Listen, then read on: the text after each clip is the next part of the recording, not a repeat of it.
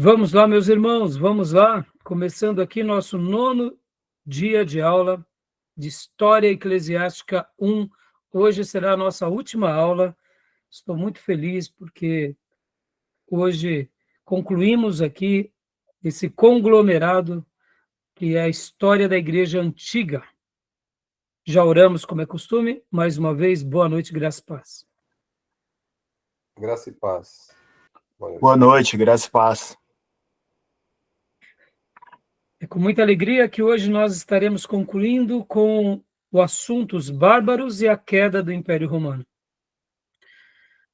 Já foi dito as datas anteriormente, nós fizemos várias pinceladas, até porque um assunto da história eclesiástica acaba muitas vezes interferindo em outro período, então, mas hoje nós estaremos sendo um pouco mais cirúrgicos sobre essas duas pautas, principalmente para que a gente possa entender um pouco como que foi o Império Romano e principalmente esse lado, que é o lado do Ocidente, e a sua queda, e entender um pouco o que seriam os bárbaros também.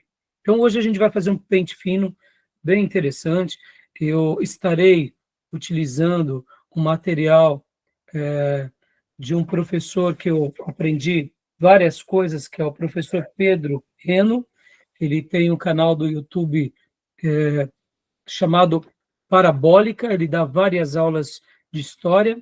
Estarei usando também o material da professora Márcia Zollner, que é também do STBnet, e também estarei utilizando bastante informações do professor Juliano Renz, um pastor, professor de uma igreja batista reformada lá de Florianópolis. E, inclusive, depois eu vou estar passando para vocês, inclusive, uma apostila que eu peguei com ele. Mas, com certeza, nas próximas aulas, eu estarei usando um material muito bom do professor Juliano. Eu já tenho utilizado, inclusive, aqui nas nossas aulas, e confesso que essas aulas têm nos enriquecido muito, mas muito mesmo. Então, hoje a gente vai estar, eu diria, trabalhando sobre essa temática, e estou muito feliz que é o nosso último dia desse módulo. Na quinta-feira, estaremos iniciando História Eclesiástica 2. E aí nós estaremos indo da queda do Império Romano até a Reforma Protestante. Ou seja, será 1000 anos de história, e em média, um pouco mais de 1000, mas a gente vai caminhar e vai prosseguir. Eu tenho certeza que Deus vai nos abençoar muito. Tá bom, meus irmãos? Como é costume, vamos ler um texto bíblico, irmãos. Eu gostaria que os irmãos abrissem no livro de Atos dos Apóstolos, no último capítulo e no último versículo. Atos dos Apóstolos, capítulo 28, versículo de número 31.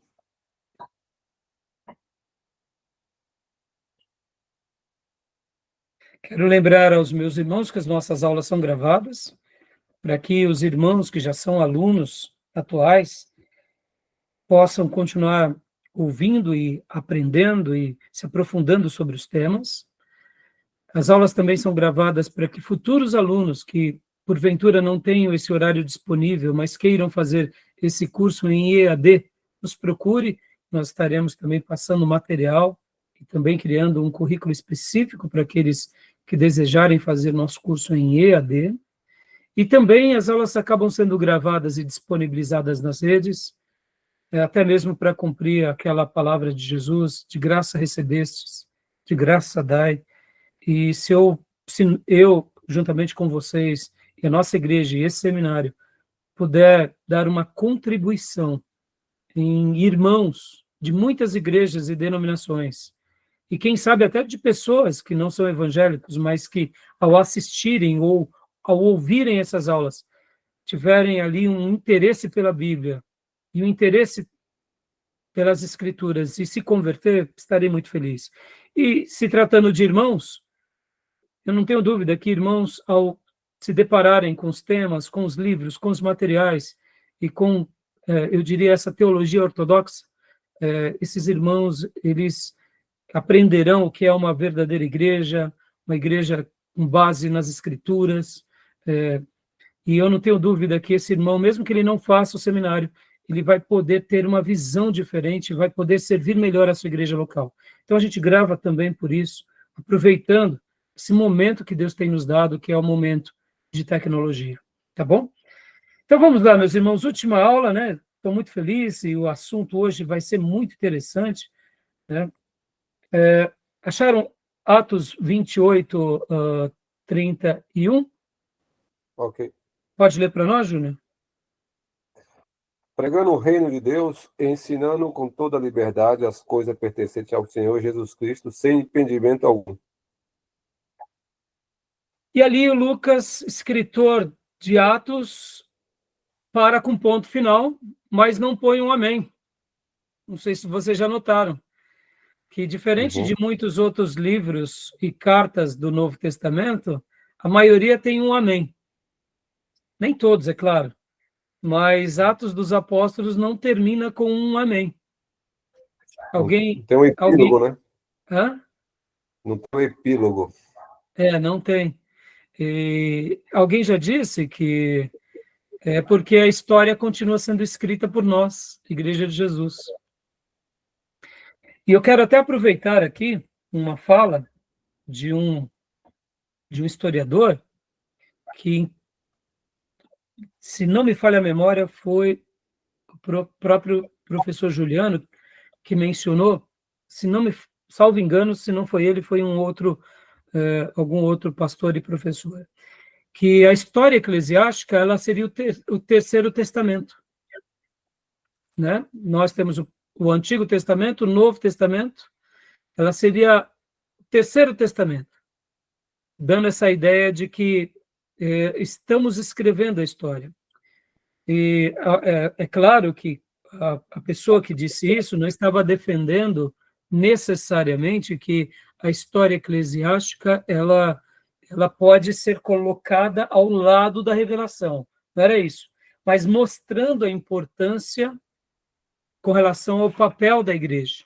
Mas eu queria, inclusive, aproveitar, porque se não foi o professor Juliano, eu ouvi essa informação de alguém, e eu queria fazer uma correção, né, dessa fala, no sentido do que, se nós não tomarmos cuidado e fizermos uma leitura da história eclesiástica como o terceiro testamento, aquela ideia que a Igreja Católica Apostólica Romana tem da tradição, essa frase pode ser uma frase muito bem usada pelos próprios romanistas. Por quê? Porque pode ver que para o catolicismo estar de pé, ele precisa da tradição.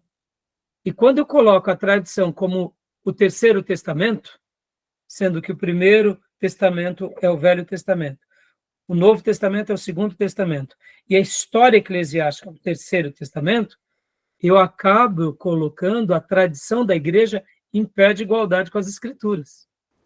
Então, essa fala eu não... Abre um precedente para validar. Exatamente. Então, eu acho que eu fiz uma citação errada. Não foi o professor Juliano, não. Foi, eu acho que um historiador católico, se não me falha a memória. Aquele que eu passei para vocês na semana. Lembra que eu passei um vídeo para vocês de um historiador católico? Então, se eu não me engano, foi ele que disse, tá bom? De qualquer forma, eu falei assim, bom, eu achei interessante essa frase. Eu gostei bastante dessa frase, mas não no sentido de igualar, né? Como eu disse para vocês, eu penso nessa frase como então, deve ter sido o professor Felipe Aquino, que ele é um historiador católico, daquela aula que eu passei para vocês da história da igreja com viés católico apostólico romano. Inclusive, eu não sei se vocês viram aquele vídeo, mas ali também ele fez várias citações interessantes que dá para a gente ouvir muitas coisas e aprender algumas, outras coisas eu achei muito exagero, eu achei também que ele tentou defender o catolicismo de todas as formas e acabou errando. Inclusive, eu até mandei para vocês um corte, quando ele faz uma citação crítica das outras culturas e das outras religiões, porque eu entendo que cada religião no mundo tem um papel, eu diria, naquela cultura. Não estou defendendo as religiões, pelo contrário, nós somos cristãos, Jesus Cristo nos basta e a Bíblia Sagrada nos basta. Mas dizer que as outras religiões não ensinaram os seus povos, não foram catalisadoras de desenvolvimento cultural, ético, tecnológico nos seus dias, é mentira, né?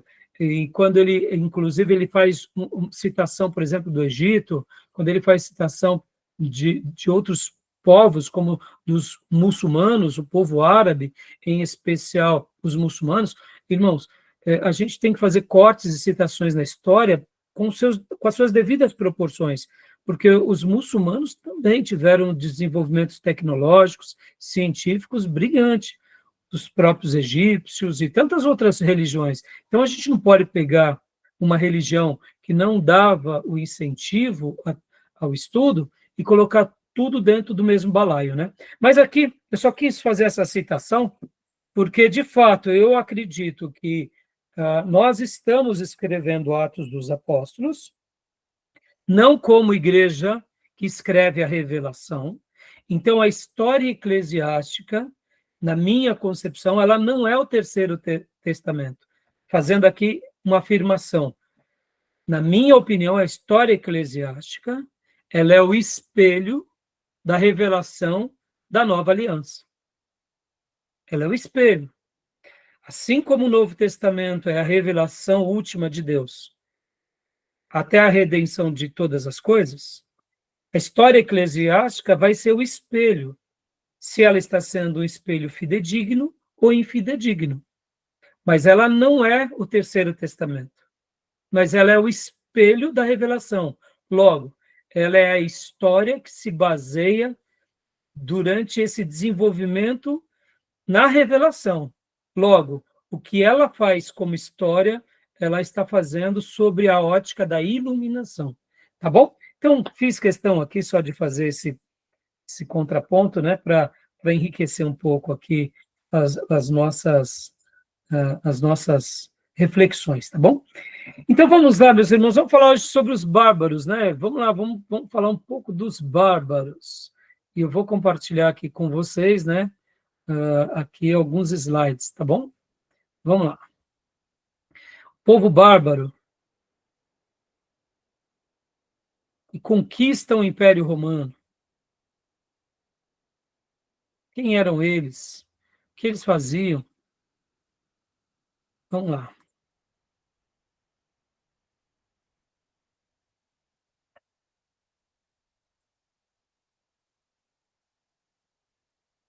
E hoje também estaremos utilizando partes do livro texto, que é do nosso irmão Justo Gonzalez. Estarei também utilizando parte da aula do livro O Cristianismo através do Século, tá bom? Estarei lendo aqui alguns trechos. E também, se der tempo, eu quero também estar lendo parte do livro A Igreja dos Tempos Bárbaros, do Daniel Hopes. Inclusive, irmãos, fica aqui, eu estou encantado com essa obra. Eu falava com o Júnior há pouco, esse escritor, ele é simplesmente sensacional. Eu não conhecia essa obra, mas eu estou assim, eu diria impressionado, porque ele não é só um escritor. A impressão que dá é que você está lendo, você não está lendo uma obra científica, uma obra história. Você está lendo uma novela. Justo Gonzalez é bom, mas No caso, o Daniel Hopes, ele consegue ser extraordinário. Inclusive, Daniel Hopes é o pseudônimo literário de Henri Periciotti. Então, só para vocês terem uma ideia, tá? O nome dele, de fato, é Henri Periciotti. Por ser francês, eu não sei qual que é a pronúncia, tá? Esse historiador, irmão, só para vocês terem uma ideia, ele se tornou mundialmente famoso com essas obras e outras que ele publicou. Inclusive, ele foi eleito para a Academia Francesa em 1955. Então, pense, irmãos. E agora, o que mais me maravilhou nessa obra dele é a maneira que ele escreve. Você está lendo, por exemplo, como se você estivesse lendo uma novela. É simplesmente genial, simplesmente genial. Eu estou encantado com a maneira que ele escreve, tá bom? Peguei emprestado aqui da professora Márcia Zoner, e sempre que eu utilizo alguma coisa de alguém, irmãos, eu gosto de dar a fonte, dar o mérito, né? E ela colocou essa foto, eu achei bem curiosa, né? Lá vem os bárbaros. Né? Quem são os bárbaros, né, meus irmãos? Quem são os bárbaros? Então, Júnior, leia para nós essa frase que está aqui embaixo, por gentileza, meu irmão. Confronto entre os romanos e bárbaros, século V. Reconstituição. Os romanos chamaram bárbaro aos povos que falavam uma língua diferente da sua, logo incompreensível para eles, que vivia para lá das fronteiras do império e que tinha um modo de vida diferente do seu. Ou seja, qualquer estrangeiro que não estivesse debaixo daquilo que nós conhecemos como a romanização dos costumes romanos, da educação romana, eles eram considerados bárbaros. Essa palavra bárbaro é bem interessante, que ela vem do grego barbaroi, e quando um romano, né, essa expressão bárbaro nasce com os gregos. Então, por exemplo, os gregos, certa ocasião, quando eles se referiam sobre qualquer outro povo que não fosse de língua helênica, de língua grega, de cultura helênica, eles falavam assim, barbarói. E aí havia uma expressão que eles diziam assim, bar. O que eles estão dizendo? Aí eles repetiam, bar. O que seria esse bar? Essa seria a mesma correspondência do nosso blá, blá, blá. O que o fulano de tal está falando? Ah, blá, blá, blá. É o nosso tal da baboseira. Né? O que fulano está falando? Está falando um monte de baboseira. Não é assim que nós usamos nos nossos dias? Então, os gregos, nos seus dias, utilizaram isso, querendo dizer, são pessoas ignorantes, estrangeiras, incultos, de língua incompreensível, e por isso o bar, ou o blá, blá, blá, que corresponde a nós. Depois que o Império Romano domina sobre o Império Grego, eles utilizam também dessa mesma expressão. E isso acaba virando um apelido para qualquer... Por exemplo, quando os portugueses chegaram aqui no Brasil e descobriram o Brasil e viram os ameríndios, os índios brasileiros, eles também falavam que eram bárbaros. Então, essa palavra ela acaba tendo várias aplicabilidades, mas, historicamente, nos dias do Império Romano, os bárbaros eles eram conhecidos por serem os estrangeiros. E é muito interessante, irmãos, que a gente, acompanhando várias literaturas, a gente começa a entender a complexidade dos bárbaros. Os bárbaros não eram simplesmente caipiras da roça que estavam lá. É claro que, dentro das suas nações, eles tinham seus desenvolvimentos, eles tinham as suas tecnologias, mas era óbvio que o Império Romano ele estava muito além, porque, olha o próprio nome, né? Era um império, então ele tinha uma força muito grande. Mas a gente não pode achar que qualquer outro povo que não pertencesse ao Império Romano eram povos ignorantes e letrados, que não tinham tecnologia nenhuma. A gente não pode estigmatizá-los dessa forma. Oi, Júlio? era estigmatizado como não civilizado, né, diante desses povos mais desenvolvidos. Exatamente.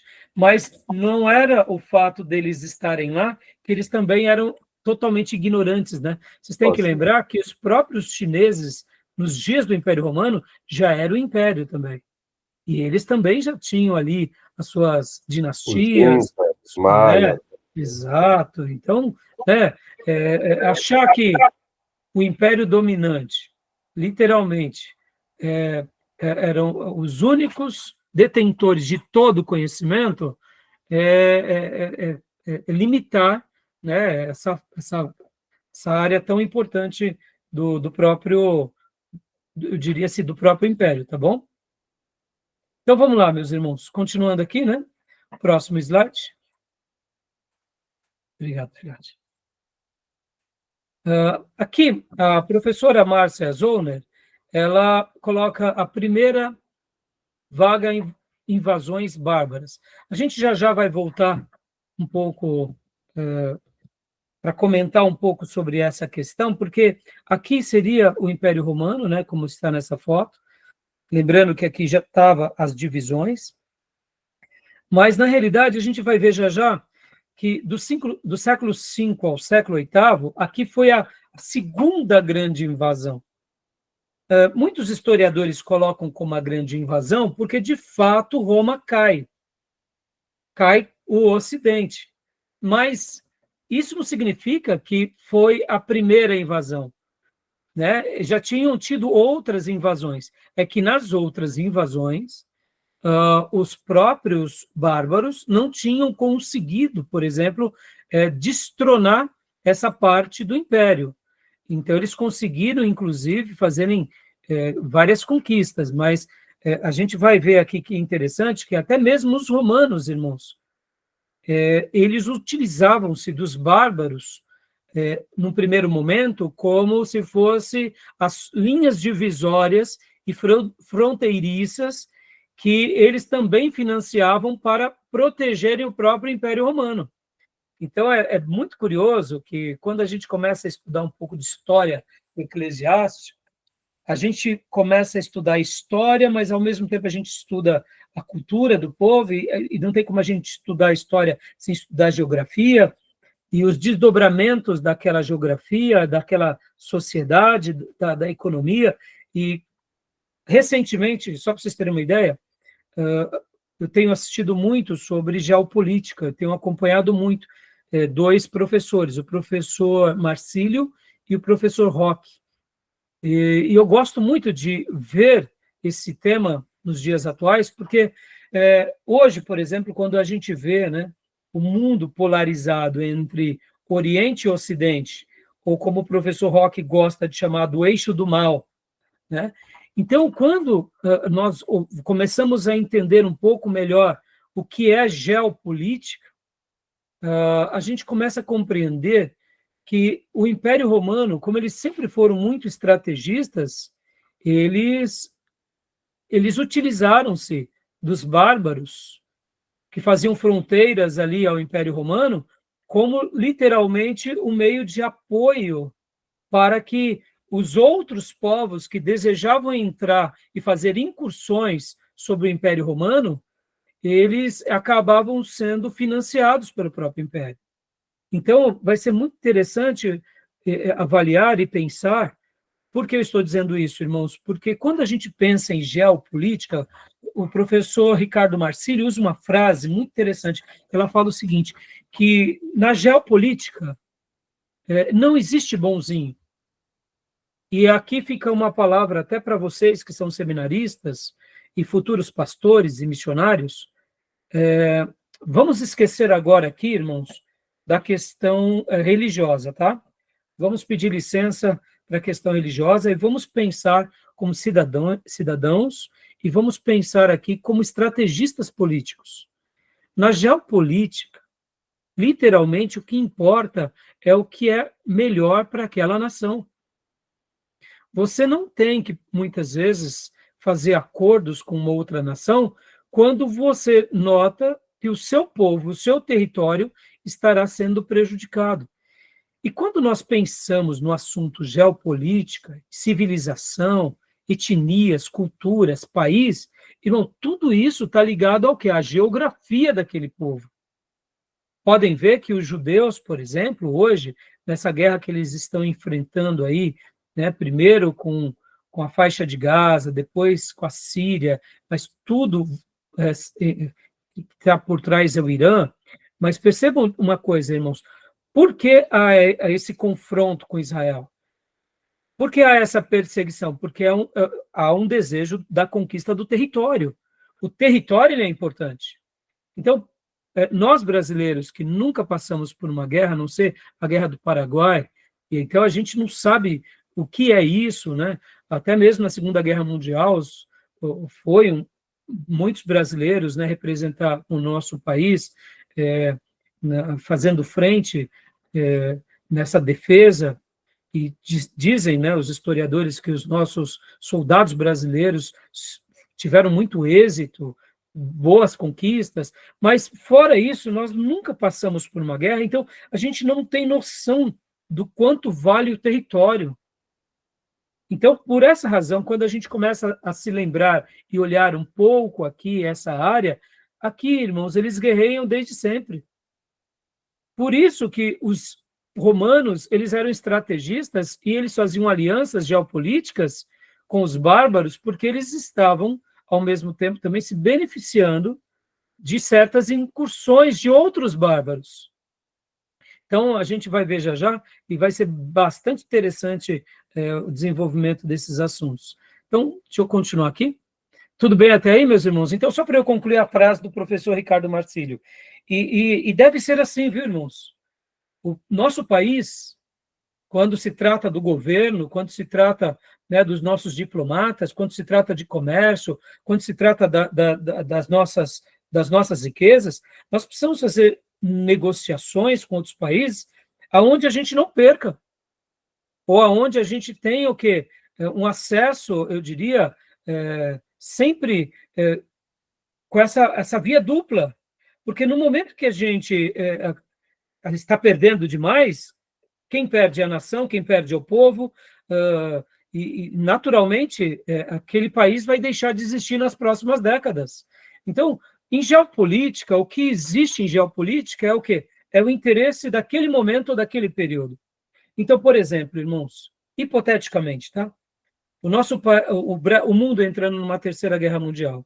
Ora, se acontecer, oremos para que não aconteça, o nosso país vai precisar se posicionar de que lado ele vai estar. E é importante nós termos essa perspectiva de que os estadistas, de que os generais, de que a segurança do nosso país, ele vai tentar tomar as melhores decisões para que a gente perca menos e para que a gente, de preferência, nem entre na guerra.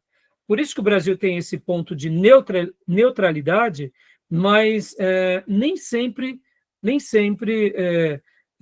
um país vai ser privilegiado dessa neutralidade. Então, na geopolítica, o que importa é o interesse daquele país, daquele povo e o progresso daquele povo. E a gente não pode perder isso de vista. Por isso que eu disse assim, vamos pedir licença do assunto religioso. Porque, irmãos, quando a gente vai para o campo da religião, a gente usa valores como dar a face ao outro, caminhar mais uma milha, mas não é isso que se trata agora sobre a geopolítica.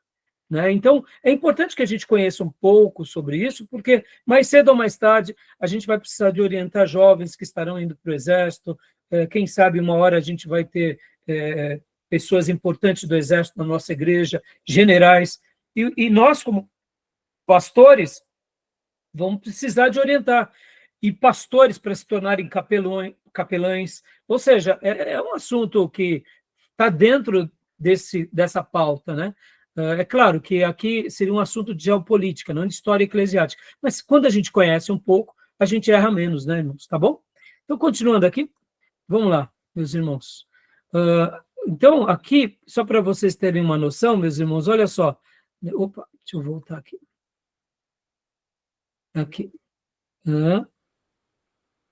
Isso. Pode ler para nós, Júnior? Dá para ler? Ok. Entre os principais povos responsáveis pela fragmentação do império, podemos destacar os visigodos, ostrogodos, anglo-saxões, francos, suevos e turíngios. Com a invasão dos érulos, em 476, houve a deposição do último imperador romano, Rômulo Augusto, que já tinha ascendência germânica. Assim, o Império Romano do Ocidente se desintegra. Joia, obrigado, Júnior. Aqui, meus irmãos, é um mapa, não sei se vocês estão vendo, Constantinopla, né? Nesse ponto. Mas eu vou mostrar hoje vários mapas para vocês, e vai ser muito legal, porque nesses mapas a gente vai poder olhar bastante aqui, ó. Então, aqui, ó, Constantinopla, né? Nós precisamos lembrar que a queda do Ocidente dá em 476, e é bem interessante que o Rômulo Augusto, ele tinha ascendência germânica. Guarda essa palavra, tá? Germânica. Eu vou mostrar para vocês algum material aqui do professor Pedro Reno, que ele fala bastante sobre a maneira em que os romanos viam, principalmente, os bárbaros. Na concepção romana, os bárbaros, todos eles eram germânicos. Tá bom? A gente vai chegar lá já já. Então, continuando aqui. Júnior, vamos lá. Aqui, Alarico I, né? Nascido em 375, na ilha de Pius, no delta do Danúbio, e falecido em 410, junto ao rio Bucento, em Cosenza, na Calábria. Foi um rei visigoto, ou seja, uma pessoa muito importante também na história dos bárbaros, tá bom? No ano 410, Gil, o que você lembra do ano 410? Na história de um grande pai da igreja, Gil. Agostinho, você lembra do que aconteceu? Agostinho de Hipona. Lembra desse episódio? Quando os bárbaros invadem Roma, em 410. Então, percebam, irmãos, que a Roma, no século III, ela já tinha e vinha passando por vários conflitos internos. E só para recapitular também aqui, algo importante, irmãos, desde o primeiro imperador romano, Augusto, até por volta ali da metade do século III, soma-se por volta de 26 imperadores. E depois, só no século III, foi praticamente uma quantidade de imperadores de quase 2 séculos, por causa que o próprio Império Romano estava tendo as suas crises, então matava-se um imperador, era colocado outro, e nós já estudamos isso nas aulas passadas, que o próprio Império Romano estava tendo muitas crises e muitas revoltas, guerras civis. Inclusive, dentro dos assuntos, os historiadores, eles comentam que desde o primeiro dia, do primeiro imperador romano até o último, no caso do imperador romano do Oriente, do Ocidente, nunca deixou de ter guerra civil, Roma. Ou seja, a guerra civil sempre foi muito presente. Só que nos primeiros 2 séculos havia uma continuidade do império e uma certa harmonia. No 3º século, Roma passa por essas crises, então existe uma quantidade enorme de imperadores e eles já estão passando por dias difíceis. No ano 410, também, o grupo bárbaro invade Roma, saqueiam Roma, já colocam ali muitos habitantes do próprio Império Romano em uma situação muito deplorável. Ainda não foi a queda do Império, porque eles se reerguem com as suas devidas proporções. Mas a gente já chega lá, porque hoje, nossa aula, nós estamos baseando primeiro nos bárbaros, depois a gente vai para os assuntos de Roma, tá bom? Então, continuando aqui.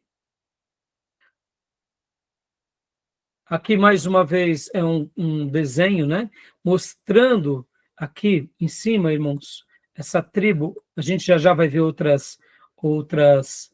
outros mapas também, mostrando os que eram bárbaros, e eu quero, inclusive, aproveitar agora e ler com vocês, olha só, aqui no material O Cristianismo através do Século, olha, deixa eu abrir aqui, Cristianismo através do Século, está na página 101, eu não sei se vocês compraram esse material, fica como indicação, eu sei que não dá para a gente comprar todos os livros, né?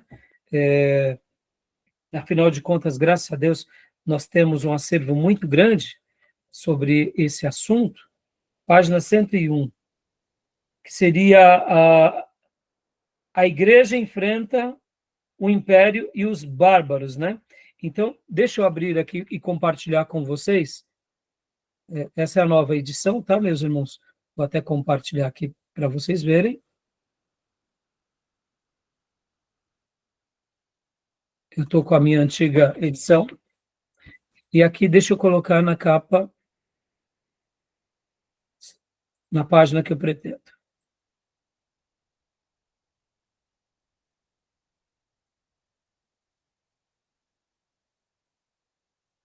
Aqui.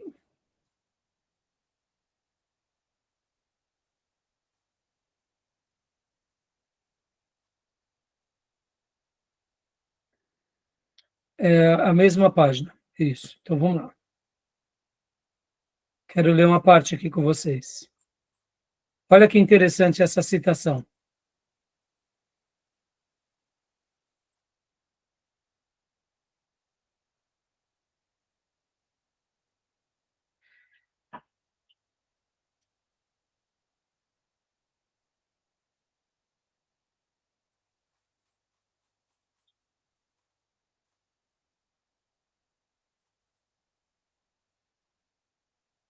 A Igreja e os Bárbaros. Quero ler algumas linhas aqui com vocês. Gil, leia para mim, olha só, o que o nosso irmão Yearly Carnes vai falar sobre esse assunto. Leia para mim aqui esse parágrafo, Gil, por gentileza.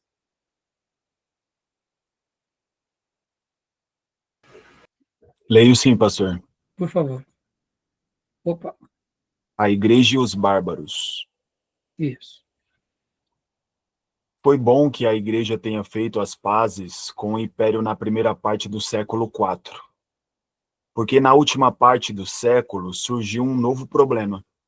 Como trazer ao cristianismo os contingentes que começavam a emigrar para a Europa e que continuaram chegando até o século XI. Os movimentos migratórios de povos teutões, vikings, eslavos e mongóis para ir na Europa aconteceram entre 375 e 1066. Ou seja, só uma pausa, Gil. Percebam que logo depois da pacificação com Constantino. E agora aqui a gente já está chegando naquela parte de Teodósio. E vocês têm que se lembrar que também, irmãos, nós temos imperadores romanos que também, no meio do caminho, né, tentaram fazer uma nova perseguição contra os cristãos. Mas, voltando aqui, então, esses povos, eles tentavam vir, né, e entrar também no Império Romano. Então, só leio aqui também as primeiras linhas, Gil, dessa parte, o avanço dos bárbaros. Porque o que me chamou a atenção aqui, esses povos, teutões, vikings, eslavos e mongóis. Então, quando nós há pouco vimos no desenho os a gente pode dizer, de uma forma geral também, que eles acabam representando parte desses povos, tá bom, meus irmãos? Mas, como eu disse para vocês, aqui já seria o que o professor Pedro Reno disse, a segunda e a grande invasão. Como a professora Márcia Zoner citou há pouco no slide dela, ela chamava de primeira invasão bárbara, porque é a primeira que, de fato, destrona. Mas isso não significa que eles já não faziam parte os bárbaros já não faziam parte da cultura, tá bom? Mas não tem problema, a gente vai chegar lá. Então, voltando aqui, então leia mais um parágrafo para nós, por gentileza. Beleza. Os godos bárbaros foram os primeiros a aparecer na fronteira do Danúbio na última parte do quarto século. Acossados pelas tribos mongóis, tiveram permissão das autoridades romanas para entrar no império. A Batalha de Adrianópolis, entre eles e os romanos, em 378, resultou na morte do imperador Valente, e na entrada dos visigodos, godos do Ocidente, entre parênteses, na região oriental do império. Muitos atravessaram o Danúbio após a batalha e começaram as migrações dentro do império. Depois de saquear Roma em 410, fundaram um reino na Espanha em 426. Seguiram-nos os vândalos arianos do Oriente do Reno, que se fixaram no norte da África. A seguir, os irogodos arianos assumiram a liderança do decadente Império Romano. Ostrogodos. Ostrogodos. São nomes diferentes, né, Gil? Pode ler mais essa parte para mim. Os lombardos. Os lombardos, os borbongoneses arianos e os francos pagões cruzaram o Reno, fixando-se século V, na região que hoje é a França. Os anglo-saxões na Inglaterra. Nesse século, a Igreja Ocidental enfrentou uma terrível ameaça, representada pela invasão da Europa por hordas mongóis, de hunos liderados por Átila, que só foram expulsos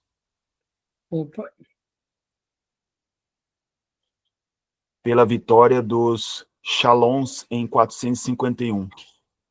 Quando a Igreja parecia trazer o cristianismo, muitos dos povos teutões, novas ameaças vindas do islamismo e dos lombardos arianos, tornam-se uma realidade no século VI. Joia.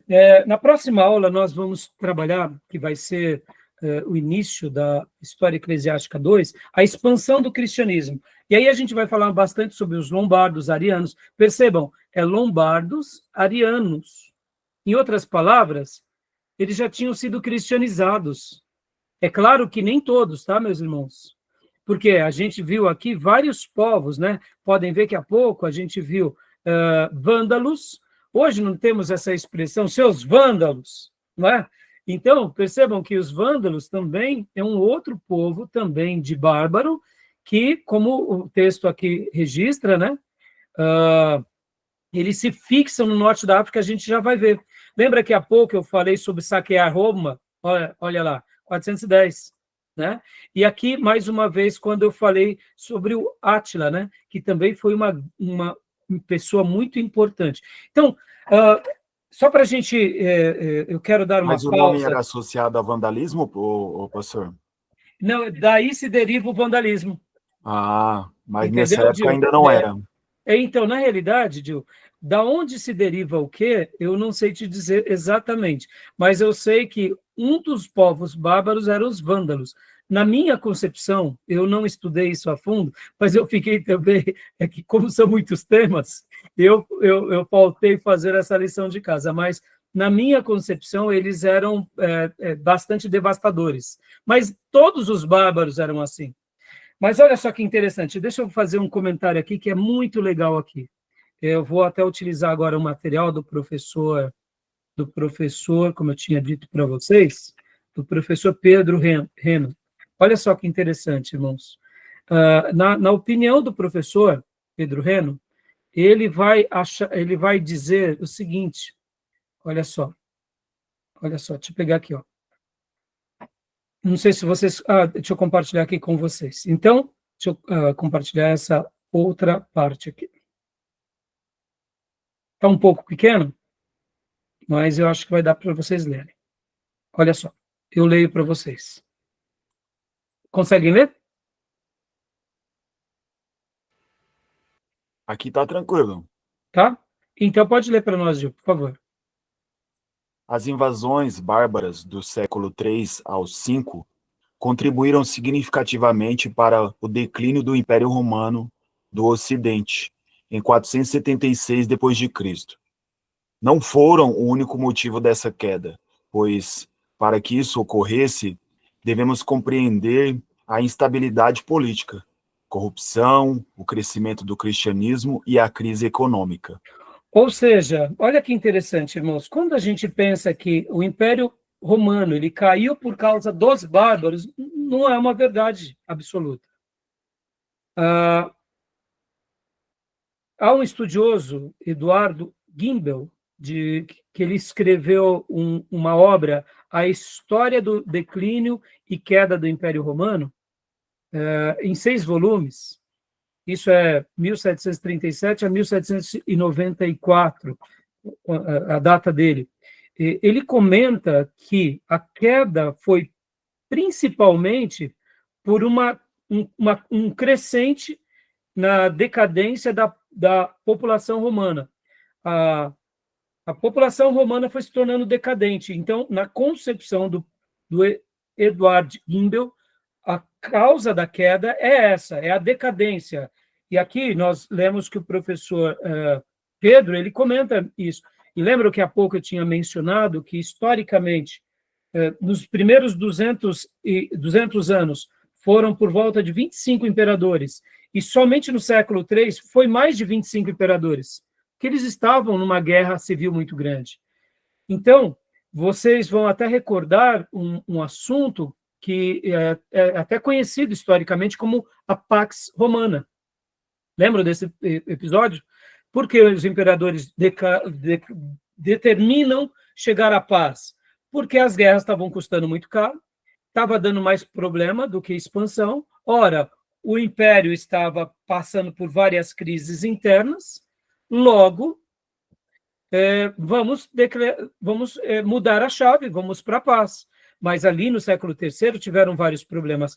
Então, o que acontece? Aqui, nesse primeiro momento, enquanto eu fazia a lição de casa, é bem curioso o que acontecia, irmãos. Voltando aqui, deixa eu pegar os gráficos aqui e mostrando para vocês algumas fotos bem interessantes. Olha só.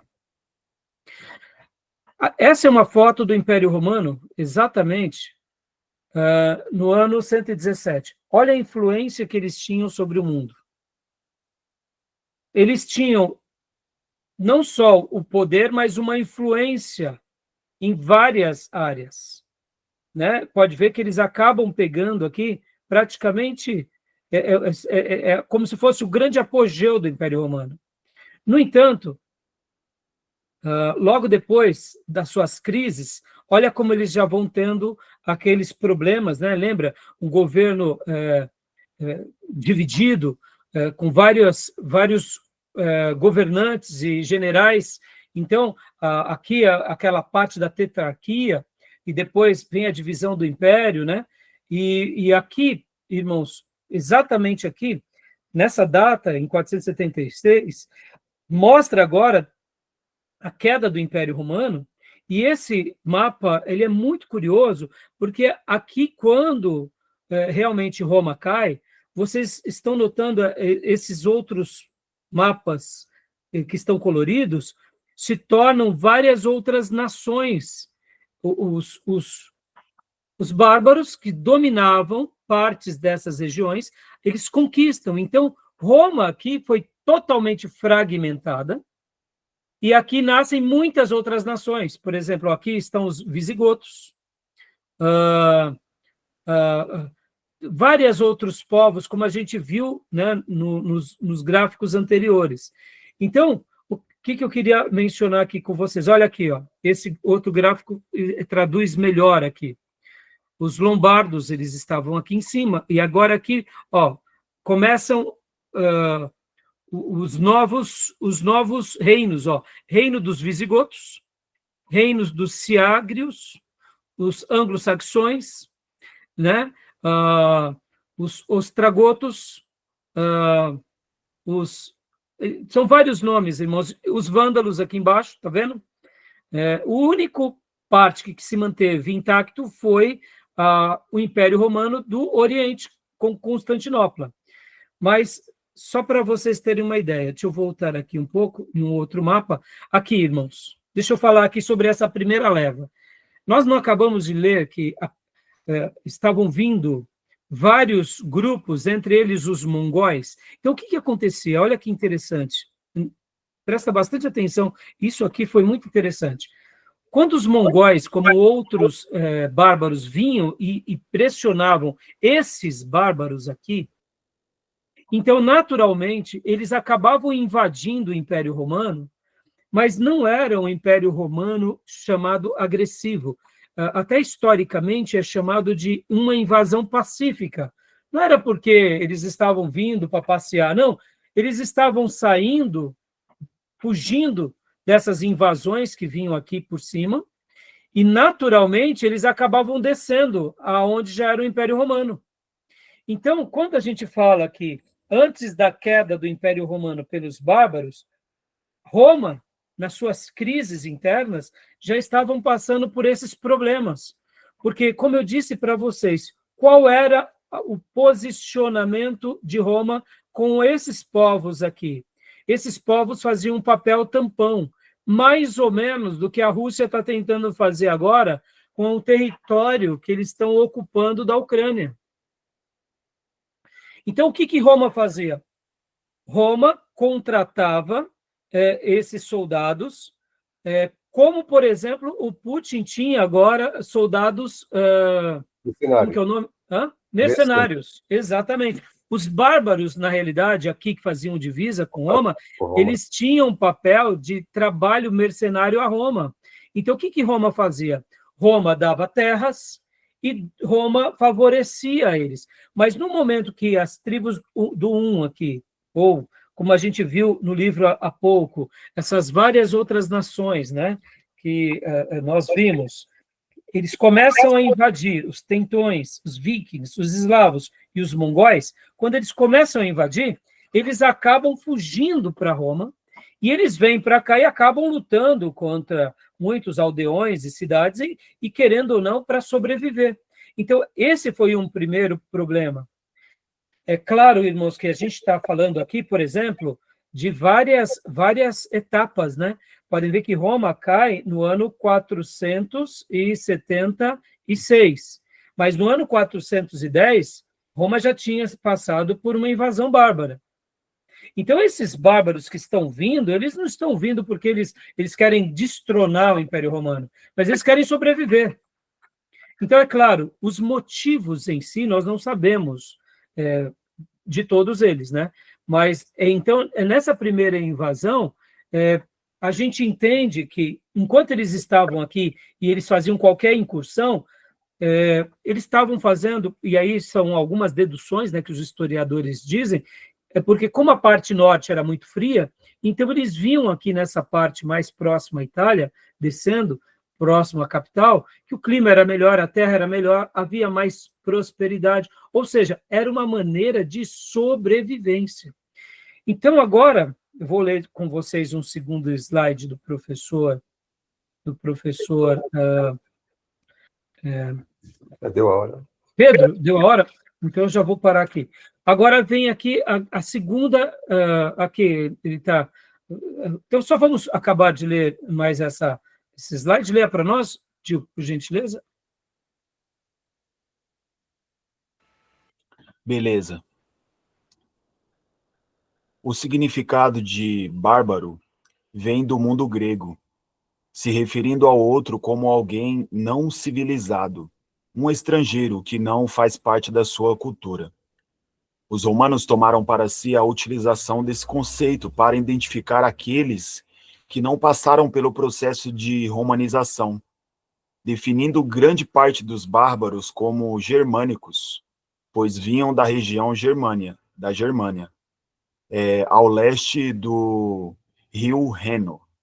Porém, esses povos eram heterogêneos, tinham culturas e organizações políticas diversas. Joia. Agora, olha só que interessante aqui, ó. Tá vendo?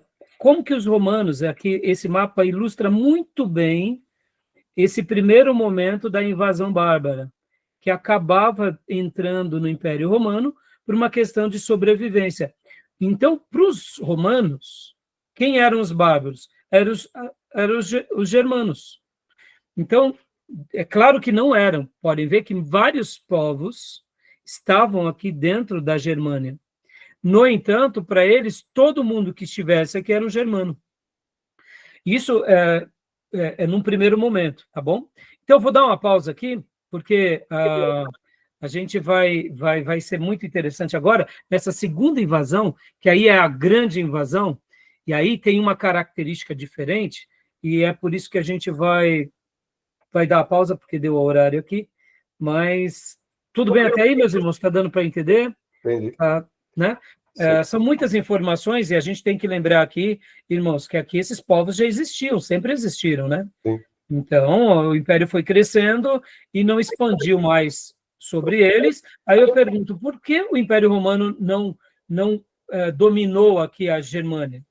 Mas porque muitos germanos até adentraram para Roma. Inclusive, naquele filme, The Chosen, tem uma cena bem curiosa, logo na primeira temporada, em que Mateus, ali como cobrador... Vocês assistiram essa temporada, não? Eu assisti parte dela, mas não fui adiante. Então, logo nos primeiros capítulos, eu acho que na primeira temporada, no 4º capítulo, tem um soldado romano que cuida de Mateus, que ele é cobrador de impostos, e leva ele até se eu não me engano, é o responsável pela guarda pretoriana, ali da região, né, da Galileia. Traço, o nome dele, se eu não me engano? Hã? É Traço? Isso, se eu não me engano, quem cuida do Mateus é Traço, né? E ele, inclusive, enquanto o responsável, eu não sei, não me recordo agora se o termo se ele é o responsável pela guarda pretoriana, se era ele, mas ele chega para Traço e pergunta: você é da Germânia? E aí ele explica: sou. Nós.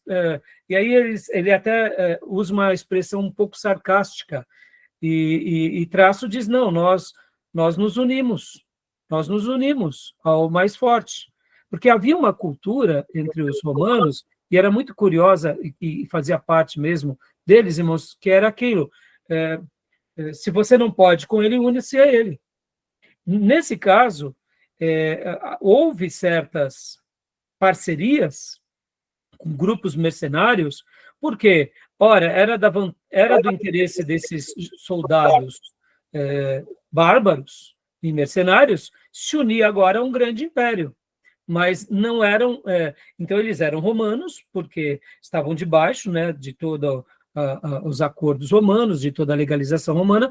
No entanto, nesse episódio, dá para ver que o soldado, o guarda, né, ali, o responsável por aquela região, ele é até um pouco irônico, né, dizendo: você é germânico. Em outras palavras, você foi um dos nossos conquistados.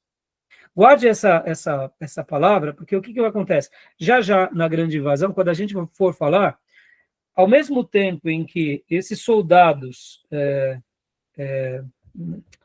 como que é o nome mesmo, quando é soldado, não é o bárbaro, é o outro, esqueci o nome, que você contrata? Mercenário. Num primeiro momento em que os mercenários eles eram fiéis a Roma, enquanto eles estavam ali, vamos dizer assim, se beneficiando com Roma, logo nos problemas internos de Roma, quando Roma começou a implodir, esses mercenários, por eles serem germânicos, eles começaram, então, a favorecer agora quem? A favorecer os seus povos de origem. Por quê? Porque já não estava sendo mais interessante. Então, num primeiro momento, os mercenários, eles eram até acobertados. A gente vai ver já um outro slide, pelo Império Romano. Eles eram apoiados, eles eram financiados e eles eram valorizados. Mas depois, ao verem as crises do Império, eles começaram, então, a flertar com quem? Com a sua terra, os seus antepassados. Por quê? Lembra que eu disse há pouco? Irmão, esqueça um pouco agora as questões religiosas. E geopolítica o que eu ganho mais? O que será melhor para mim?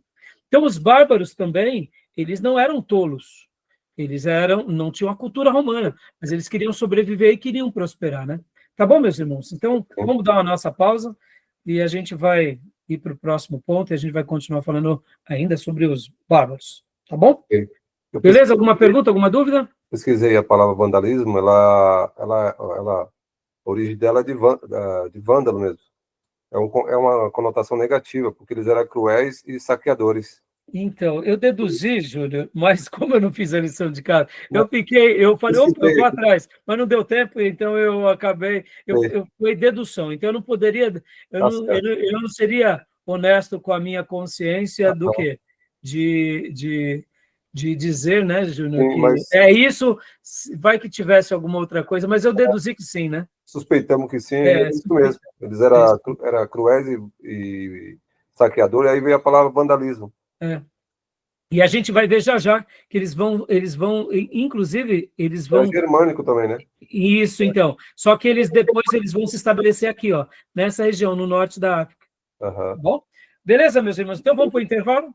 Beleza, vamos lá. Beleza? Então, joia. Vamos lá. Vamos dar uma pausa, então. Voltamos em instantes.